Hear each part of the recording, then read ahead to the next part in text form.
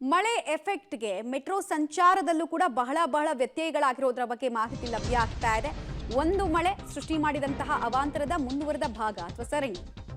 Metro ಹಳಿ ಮೇಲೆ ಮರದ ಕೊಂಬೆ ಬಿದ್ದ ಪರಿಣಾಮ ಮೆಟ್ರೋ ಸಂಚಾರ ಕೆಲಕಾಲ ಅಸ್ತವ್ಯಸ್ತಗೊಂಡಿದೆ.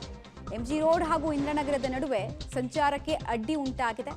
ಮಳೆ ಎಫೆಕ್ಟ್ಗೆ ಮೆಟ್ರೋ ಸಂಚಾರದಲ್ಲಿ ಭಾರಿ ವ್ಯತ್ಯಯ ಈ ಭಾಗದಲ್ಲಿ ಕಂಡು ಬರ್ತದೆ. ಕಾರಣ ನೇರವಾಗಿ ಆ ಮೆಟ್ರೋ ಟ್ರ್ಯಾಕ್ ಏನಿತ್ತು ಆ ಟ್ರ್ಯಾಕ್ ಮೇಲೇನೆ ಮರ ಬಿದ್ದ ಪರಿಣಾಮ ಅಲ್ಲಿ ಸಂಚಾರ ಮಾಡೋದಕ್ಕೆ ಆಗಿಲ್ಲ.